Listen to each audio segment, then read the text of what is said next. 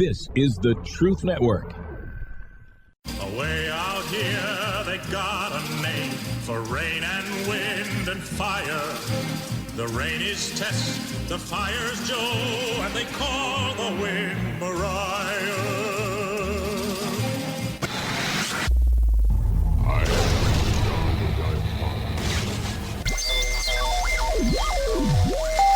Welcome to the Christian Car Guy Radio Show. I say this calls for action, and now.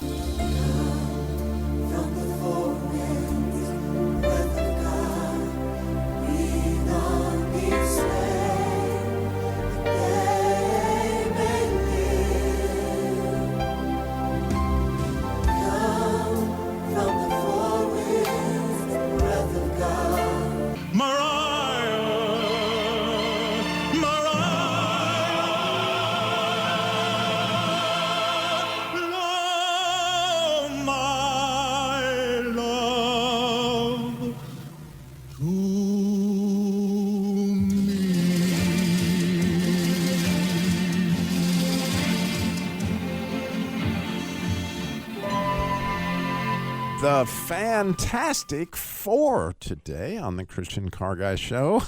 And so that Fantastic Four, you may realize I'm talking about the four winds, but it's more than just the four winds, actually. There's all sorts of fours that are just spectacular. In fact, we'll call them the Fantastic Fours. And we're going to get into a lot of that, but essentially the fourth letter in the Hebrew alphabet is the Dalet, which means a door. And so it's very much connected to the idea of affliction. And you may realize that the Israelites were put under the Egyptian bondage for over 400 years. And you can see 40 years in the desert, and you could see that a lot of times people fast for 40 days, or not a lot of people, but certainly Jesus and Moses fasted for 40 days and 40 nights. And so the number four is in there and very much connected to the idea of affliction. And affliction opens doors, okay? And certainly we're going to discuss all that. But the question I have for you today is, what door did that affliction open for you? Right? And it might have been a car door. This is the Christian Car Guy Show, and there are four tires on a car, and there's lots of fours I could connect the dots to, but when we're going to get to that. But right now I just want to talk about, what door did your affliction open? It's really, really a cool concept. I think you're gonna like this. I can tell you in my own case, in 1996, I was afflicted with cancer, and I had lymphoma, and I hope you've heard me tell that story. I was miraculously healed, and that's a beautiful part of the story, but that's not what I'm talking about today. I had the affliction. It was cancer, and as a result, my wife and I were fairly young at the time. We had two children that we were hoping to have many more. And yet they told us, because of the chemotherapy, et cetera, I'd never be able to have children. Well, fast forward a few years to 1998. And by this time, my children are, I suppose Robbie was 9 and Tess was 8 at this point. And we had gone to this amusement park many, many times in North Carolina. In the mountains, there's this amusement park called Tweetsie Railroad. I hope if you live in North Carolina, you've visited Tweetsie Railroad. It's absolutely spectacular. We would go there a lot with our kids, and it was a big part of our life. Well, every time we would go, because my two children are Robbie and Tess, and so my daughter's name is Tess, and every time there was a cowboy there at Tweetsie Railroad, and every time he saw Tess, he would begin to sing, "The rain is Tess, the fire's Joe, and they call the wind Mariah." And so I, find out later in that year, 1998, that my wife is pregnant. And it was a complete miracle, because like I said, I'd had cancer, I'd had chemotherapy, all that stuff, and that was not supposed to happen. But nonetheless, she called me to dinner, and you can imagine the look on my face when she told me, "You're going to be a dad." And I was, "Well, yeah, I'm a dad. That's not..." She said, "No, you don't understand. You're going to be a dad." And I'm like, "Oh, okay." And so then we needed to discover a name for this child that would be born. And my older daughter Tess, loving the idea that this cowboy at Tweetsie Railroad would always use her name in the song Mariah, she said, well, we need to name this child Mariah because, that way we'd have 2 out of the 3. Of course, Robbie's name didn't fit under the Joe category, but nonetheless, we would have Tess and we would have Mariah. And we settled on that name. We liked it a lot. And when Mariah was born on the 4th of July, 1999, she was born Miss Independence, Miss Mariah. We loved it. Where God got me on this particular piece of affliction with this particular 4 was that later that year, in the fall of that year, not 2 or 3 months after Mariah was born, I went to a play at our church where they were depicting Abraham and taking Isaac up the mountain for the sacrifice. And you may realize that the mountain that they did that on was Mount Moriah. And I had not put this together yet, but you may know at the end of that story, they say, and on the Mount Moriah, the Lord provided the lamb. And so they called it Jehovah. So they called him Jehovah Jireh, the Lord, the place the Lord would provide. Right? And as I realized that, oh my goodness, Mariah, the Lord will provide, and I started to put that picture together, the tears were just pouring down my face as I realized, oh my goodness, look what's happened. That here the Lord had provided this child for us through the affliction. And she undoubtedly is a very special child. She's actually, I think, 24 years old, fixed to be 25 now. Really, really, really cool. That when you think about how that door of affliction for you, right? That you went through whatever that was, and you may have heard this idea of it was the best of times, it was the worst of times. It was the worst of times, it's the best of times. It's interesting how those work out, right? In so many different ways with the afflictions that you may face in your life, because it's fascinating to me that a lot of what's going on is God is trying to humble us. Because originally the door that we can't go through to see him is because our pride is in the way. It was in the way of why Eve originally had her plan of how she was going to get knowledge and all these kind of things by eating this apple. And then Adam had his plan that he didn't want to lose Eve, or whatever was his motivation to do something of what God's plan was, which you weren't supposed to eat that. And so ever since then, it's caused this horrible situation for us in order to get through the door, in order to walk through Eden in the cool of the day. It requires humility. And humility comes through the number 4 in so many different ways. It's really neat to think that there are 4 seasons. And I don't know if you've ever fasted, but I was noting this morning, that just like you got a season of spring, and then you got a season of summer, fall, and winter, and everything kind of goes through these 4 seasons in lots of cool ways, but affliction does too. And so if you ever fast, and I hope you do, I think it's a wonderful practice, and my wife and I practice it very, very, very regularly. And if you fast for one day, you'll afflict yourself, but it's pretty much the springtime of the fast, okay? Because most people can get through one day, and if you do it regularly, it's not too hard. But the second day, you're kind of on a roll because you went through the one day, and you can get through the second day, just based on the fact that you made it through the first day. But by the third day, you're starting to enter into the fall of the fast. And by the 4th day, I can assure you, you're being humbled. And all of a sudden, you're looking for some way to stop the affliction. And the idea of that is that God would open the door to his presence, right? And as he does, then again, he's going to blow his love to you. And so you have this season. And I think that as we go through a lot of different types of affliction, there are seasons to them, and there comes a point where you just can't bear it anymore. And the interesting thing is that's the point that we realize my plan is not working here. And we have to humble ourselves in order to see what God has in mind to get us to the next step. So when did God do that in your life? 866-348-7884, 866-348-7884. Those winds of affliction that came your way. And again, with Jesus Labor Love, which is, one of the main ministries here at the Christian Car Guy Show, which we'd always be remiss if we didn't mention, it has to do with, hopefully, meeting people at that point of humility that they actually have to reach out and ask for help. And how cool is it that, in this case, that Jesus Labor Love is the name that comes to the rescue, which he always does, which speaks to the 4 cups of redemption, and there's several other 4s we'll mention when we come back. Stay tuned. Love to get your call, 866-348-7884. You're listening to the Truth Network and truthnetwork.com.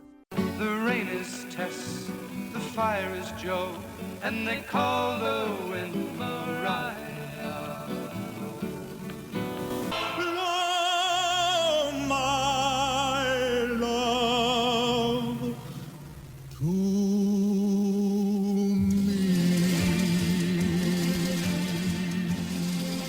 The Fantastic Four today on the Christian Car Guy Show. And, the question is, when did that door of affliction, open for you?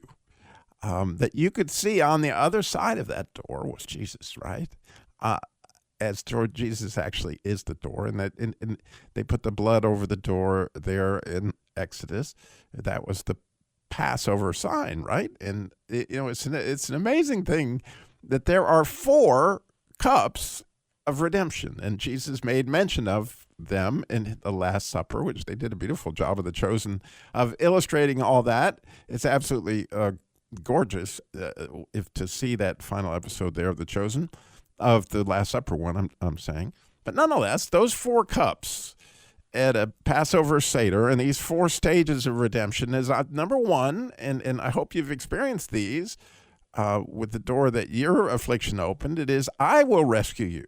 And I love the way those verbs are in Hebrew. When you study them in Exodus 6, you're going to see that they're very specific, unique only to this passage in the Bible, that say, I will rescue you. It's not like, Adam, you're going to rescue yourself here. It's not like, Robbie, your plan will eventually, you'll figure it out. No. I will take you out is what the first one is. The first cup of redemption is, I will take you out. In other words, I'm going to take you out of Egypt. And he did. And then he says, I will rescue you, which he did. Is in the, obviously they had to cross the Red Sea because the Egyptians came out after him.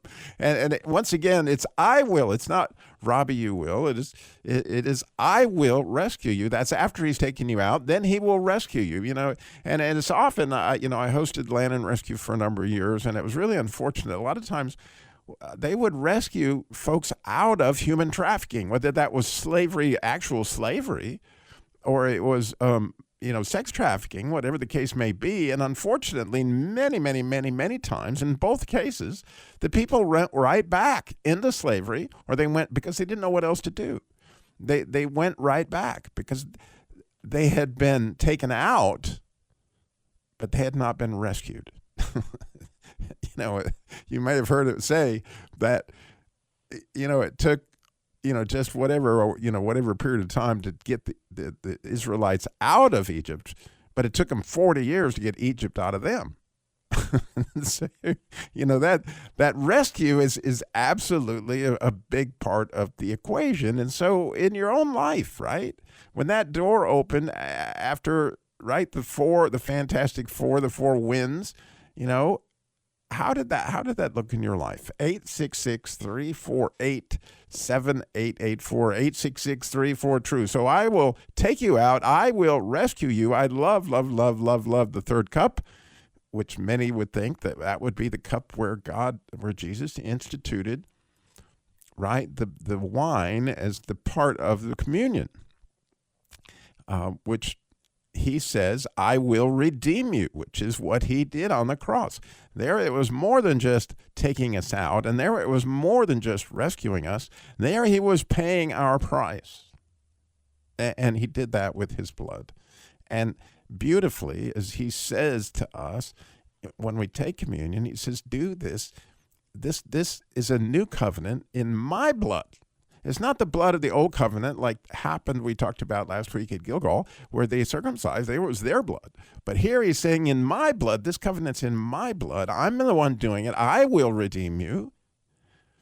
And here it is. Do this in remembrance of me. And so as we remember Jesus, we're actually thinking about the door from which we have been humbled, and we are, able to see.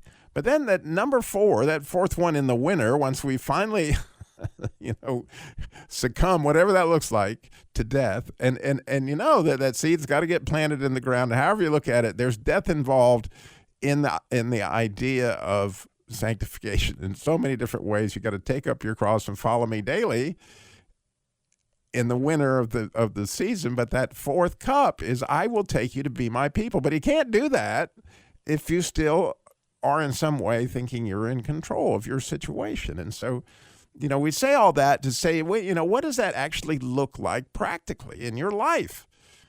Those 4 steps of redemption, and God illustrated it in a lot of different ways, right? There are 4, holy flames at the cherubim, right? That Ezekiel would see, and Ezekiel would certainly talk about the 4 winds, and we certainly see them a lot, of course, in the book of Revelation, the 4 horsemen, etc. But there's also 4 gospels, right? You can't miss that, and the whole idea, beautifully illustrated in would be through a car. In its own way. It's got 4 tires. Well, I don't know if you've ever seen this, but I have, where you're going down the road and all of a sudden you see a tire that's going out in front of you, and unfortunately sometimes somebody left the lug nuts off your car or didn't tighten them down enough, and that was your wheel that just went by you. It won't be long. Your car, especially if you try to turn one side or the other, when it's out of balance, it just won't go. And so it's interestingly that the idea of 4 squared, in order for things to be right, there's that 4 is critical to the 4 cycle, the 4 seasons, the 4 winds, all those 4s.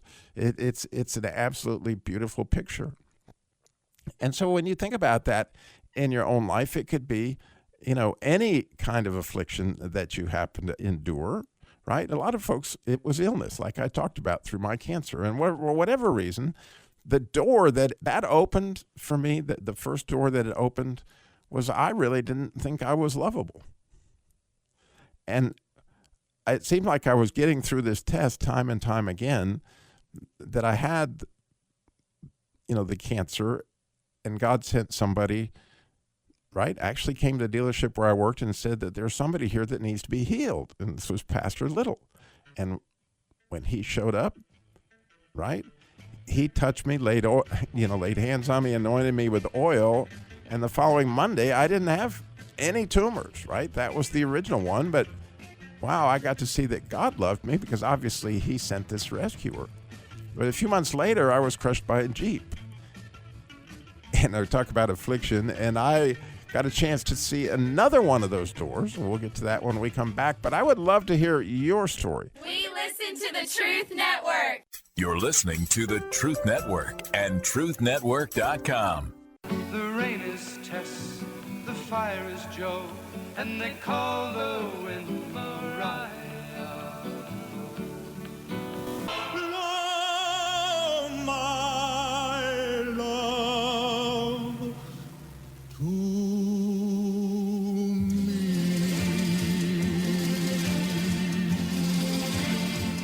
The Fantastic Four today on the Christian Car Guys Show. What door did affliction open for you today? We would love to hear your story. 866-348-7884 is the number to call in and share. 866-348-7884. During the break, we had listener call in, wanted to know more information about the Jesus Labor Love, and I certainly should take a minute and describe that is a ministry within the Christian Car Guy Show where we offer car repair help for single moms, widows, and families in crisis, which fits all sorts of veterans, all sorts of different situations where you may know somebody who is in a financial burden or some kind of burden where they can't get their car worked on or some situation like that. And so often we just do financial help in order to help somebody along the lines. But sometimes we can't fix the car, and so we end up needing a car. And many times your God provides us cars through very generous donors who go to the ChristianCarGuy.com website. If you go to ChristianCarGuy.com, there you're going to see the Jesus Labor Love. You can apply for help, or you can donate money, or you can donate a car even, but certainly always be hopefully praying for that ministry as it meets lots of needs, as Scott Barden, our chief volunteer, was here last week talking about, and we had lots of people call in that had received help from the Jesus Labor Love. But it's a simple process. You simply apply for assistance right there. There's a form, and when you fill that form out, then very shortly, within a day or two, Scott will call you and go over what your need is. And sometimes we know a car repair place in where you lived, or where we can help guide you to a good place. But more often, you've already got a place, and we just need some help, and we can do that. Or if you need to get on the list for a car, we can help you out with that too. Those are all things that are all there at ChristianCarGuy.com under the Jesus Labor of Love. Of course, if you've got a question about that, feel free to call us. I mean, that's why we're here. 866-348-7884 is the number to call. And again, I'll be delighted to talk to you on the air about whatever you need to know about the Jesus Labor of Love. But today's topic, the Fantastic Four, when right before the break, I was talking about that I had this, it doesn't sound like a humility problem, but it really is a humility problem, that I didn't feel lovable, right? Because it is your own plan that you are thinking about. It's your own situation that you're thinking about when you're coming to these decisions that you're not lovable or some other things. Interestingly, that points back to the same idea as, who is this about? It's about me. And of course, God knew that, and so he had a plan for me. And right after I finished my last chemotherapy treatment, this is just the way the affliction happened. I'm not saying God caused it. I'm just saying God allowed it, because there was work, just like there was work that needed to be done in the Israelites' lives in the desert, okay? There's just work that needs to be done. There are seasons that Robbie needed to go through in order to get sanctified, in order to get the healing that he knew I needed to have, and to see that I was so far off in my understanding of my role in life, or where I was, and all sorts of things like that. So, and by the way, if you relate and you got a story, please call us 866-348-7884. But anyway, we went to this Jeep Jamboree, and the last day of the Jeep Jamboree, I went to get my son a root beer. We pulled over on the side of the road. Everybody was supposed to unlock their hubs. And so there was a whole line of Jeeps that were all lined up there. And we pulled over, and my son asked for a root beer. So I went to the back of my Jeep to get that root beer. And unfortunately, the person uphill from me did not put their parking brake on, nor leave their Jeep in gear. And so as I'm standing there, I'm hearing this crackling of rocks, and I'm thinking, what in the world? That sounds like a car's coming. And I turned to see this Jeep headed my way very fast. And although you could try to stop an oncoming Jeep with your hands, it's not going to work. I was able to get my right leg up on the bumper, but my left leg did not make it. And so to say it got crushed would be a gigantic understatement, and it resulted in a compound fracture, all sorts of horrible stuff, right? And right then I felt love from Jesus like I have never felt in my life, because I remember crying out, Jesus, help me, because obviously you're getting crushed between two cars. And he gave me what I will always refer to as a Jesus hug. And there's a warmth and a joy that comes in his presence, his fullness of joy. And this, it says in the 16th Psalm, at his right hand are pleasures forevermore. Let me just tell you that no matter what you go through, if you get one of those Jesus hugs, you'll be fine. And I was. In fact, I was probably in horrible shape physically as I fell to the ground and they pushed the Jeep off me. And the poor guy that had left his Jeep out of gear was standing over the top of me going, I'm sorry. And he was just he was freaking out. He was in a panic. And I could see that. And I don't know, God just gave me my sense of humor to look up at him and say, hey, how's your insurance? And, at that point in time, everyone realized this guy must be fine, because I laughed just like I always laugh. I said, how's your insurance? Just kind of winking at him. And it kind of took because again, Jesus had already comforted me. He did. And in spite of the fact that everybody was sure, because of the damage to my left leg, it almost severed it, that I would go into shock, because it took like an hour and a half to get the ambulance up there. They couldn't get an airplane or a helicopter in there then because of the weather. We were way up in the mountains in this Jeep Jamboree, and it took a long time. But when the ambulance finally showed up and they hit me with the morphine, I honestly did not feel any different, because I was already feeling no pain. I was, just there. And then miraculously, absolutely miraculously, when we got to the hospital, it was, pretty small hospital in Murphy, North Carolina. And I asked my wife, what floor of this hospital are we on? And she said, floor, there's only 2 rooms. And so, the emergency room doctor, not being that skilled in that particular situation, he started to deflate the bag that they'd used to secure my leg. And the nurse said, you might want to look at that x-ray before you take the air out of that splint.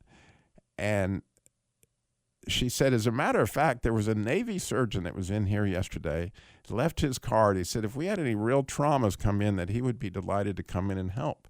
And the emergency doctor said, yeah, call him.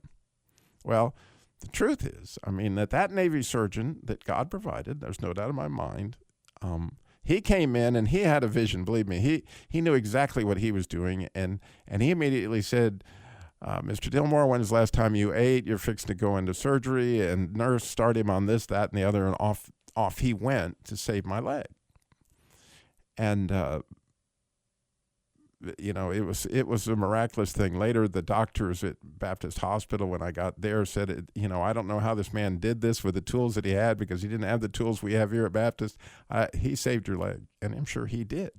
God saved my leg through providing that surgeon that happened to be right there, and it was just miraculous that the hospital would even let him practice here, but it's what happened. I lived it. And the part that I really want to get to here of this story that is really remarkable to me, again, speaking to the idea that I felt like I was unlovable, that when we, as soon as I got done with the surgery, because I had just finished chemotherapy, Baptist Hospital wanted me immediately transported by ambulance to Baptist Hospital. So he finishes the surgery. It's like 11 or 12 o'clock at night, whatever it is. And they decide that I'm being transferred to from Murphy, North Carolina to Winston-Salem, which is about a 3-hour trip by ambulance. And so, on my way, I, being the Christian car guy, looked up and I saw that there was a TV screen, that I could look at while I was in. I said, so what's up with the TV screen? They said, well, if we had any movies, right, then you could watch a movie on the way. And I said, all right, a movie flight. So, of course, I was high as a kite on morphine at this point in time. And I said, well, let's get some movies. And they're like, so they stop at a 7-Eleven, right, or whatever kind of, and my wife was like, what are you doing? Well, he wants a movie. So anyway, we had a movie flight all the way to Baptist Hospital. But the real shock came when we got to Baptist Hospital, because when we got there, my wife had alerted our Sunday school class, which alerted the church at Calvary Church and Baptist Church in Winston-Salem. And when we arrived in there at 1 o'clock in the morning, along with lots of other friends from where I worked, etc., there were about 60 or 70 people waiting on the ambulance at like 1:30, 2 o'clock in the morning.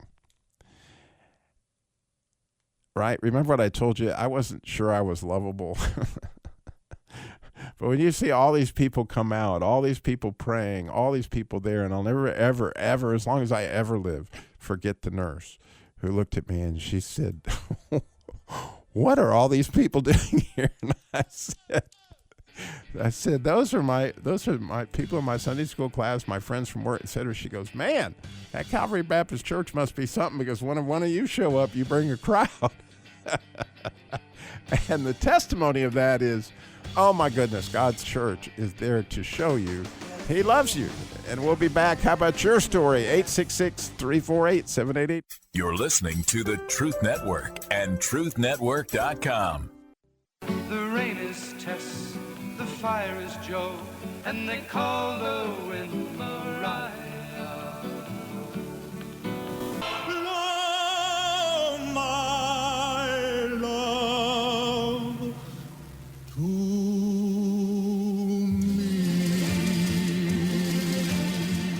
The Fantastic Four today on the Christian Car Guy Show. What door did affliction open for you? Like that you could see God. Like, He's standing there at the door knocking. And the opportunity to see Him is spectacular. But oh my goodness, sometimes what it takes to get us there. And it's really cool to think of all the fours that are in the Bible and many other places. One of the first fours you'll come across is the four rivers that came out of Eden. I mean, just an absolutely amazing study, right? Just a beautiful study, something that you could ponder on, and I think we will for eternity, that God is going to supply all of the world's needs through the headwaters of these four rivers, that flow out of Eden. And you may know that idea is that of a garden, and the garden is a theme that runs through beautifully throughout the scriptures, as does affliction, as a result of what happened in the garden. And so I wonder about your story. As I have told some of mine, I'm curious about yours. I would love to hear it. And again, how other people can be encouraged by how God opened that door to something that you needed to know, that your heart needed to know deeply, so that you could be molded into more like Christ, which has often to do with becoming more and more humble. The more humble we could get like Moses, the more we get to look at Moses. I mean, the more we get to look at God, the more needy we realize that we really are, right? That we see that we are a people of unclean lips, and we are amongst a people of unclean lips, because as we get a better and look at God, unfortunately, we can see how far we are from having any idea what the real plan should be, and how desperately we need His plan. And so it's beautiful how He continues to secure that in your life, and you might find that through affliction. And I certainly did. After the situation there with all those people, and I recovered from the crushing of the Jeep and recovered from cancer, and Mariah was born in 1999, and very shortly thereafter, I got some type of inflammation in the layer, they call it the meninges, between your brain and your skull. And in that layer there was some type of huge mass. And so when they did that scan, I was having horrible headaches. And they were like, well, we need to do something called a brain biopsy, which I won't go into the details of all that, but let me just say, don't get one if you can help it. Anyway, so I got this brain biopsy, and they replaced a piece of my skull with a platinum little piece of metal that they would, so I would have a hole there. So unfortunately, really unfortunately, that piece of metal had a staph infection on it. And pretty soon, if I thought I'd had headaches before, I had no idea the headaches that I would have. Is that staph infection became something I don't ever want to think about again. It's called a brain abscess. And that brain abscess started to spread through my brain like a toothache, only much worse. And as my brain began to, you can imagine, swell within my skull, it became extremely painful. I mean, pain that, like, I've been through a lot of things in my life, but I can assure you there was nothing quite like this one. And when they realized what had happened, of course, they needed to do emergency surgery to get back at and get the pressure off my head, et cetera, et cetera. But something went wrong in the emergency room there at Baptist Hospital, and they said, Mr. Dillmore, we're just going to have to pause for it. As bad as we know you need to get in there, it's an absolute emergency. We understand there's just some problem with the equipment. Until we get this straight, we can't get you in there. And so they had hit me with every kind of painkiller you could possibly imagine to try to reduce the pain, but nothing was working. And I don't know why I didn't go unconscious. I guess it was just what God had for me. It was part of my affliction, part of what was going to help me see Jesus. And boy, did it. I wouldn't, when I said it earlier in the show that it was the worst of times, but it was the best of times. There isn't, in my life, a better picture than this moment. Because if there was some kind of physical pain, again, I've had emotional pain and all sorts of things, which is probably worse than this, but this was such a picture of Jesus coming in the midst of the dead of winter. Because, I clearly would have gladly said, okay, this is it. This is all I can take of pain that I had at that particular moment in time. And as I'm laying there just thinking, God, where are you? Where are you? What is going on? I wasn't getting the Jesus hug I'd had before, and I'm looking for something. And a nurse comes in by the name of Ramona Seacrest, and she just said who she was. She said, Robbie, this is Ramona. And as soon as she said that, I knew Ramona was a nurse, but I didn't know she was in the, whatever you call the brain section of the hospital. And she did not say anything other than, this is Ramona. And then she held my hand. Now, she was in that same Sunday school class, you see. The same Sunday school class that was out there at 2 or 3 in the morning a few years before. But as she stood there, and if I knew that this was God, right? He had come for me in this moment of pain that was unbelievable. And in spite of how bad that hurt, and in spite of the fact that I wasn't necessarily getting a Jesus hug in this moment, in the midst of all that pain, I knew that God had sent Ramona, and I knew that he was the one that was actually holding my hand. And that was enough. It was more than enough. Because at that point, he did some heart work that you can have all the brain knowledge of knowing you're lovable that you can imagine, but there's something within your heart that needs to know that only happens through suffering, that only happens through affliction. It only happens through this door. And the beautiful thing is that I know that he will not stop at any length for your heart. He wants your whole heart, just like, he taunted the Israelites, Goliath did, for 40 days. The number 40 is he taunted, interestingly, Jesus. I don't understand why he had to be tempted in the wilderness, what Jesus' heart may need, but Jesus' heart needed some stuff, obviously, because right when he came up out of the waters of baptism, here comes his father who says, this is my beloved son in whom I'm well pleased. And if Jesus needed to hear that from God, how bad do we need to hear that from God? And how are we going to hear it unless we get to the point of humility in order to listen and tune our ears to what God has to say to us? And how is he saying it to you, that you're his beloved son in whom he is well pleased? And how do you get that message? Unless you absolutely know beyond the shadow of a doubt that is it. And obviously David was the one who stood there knowing that he was the beloved. And then the word David in Hebrew means beloved. It's a beautiful picture. And just like that, Jesus would spend 40 days in the wilderness to have those temptations because God somehow or another needed Jesus. His heart was being perfected into becoming the Savior that we would all desperately need.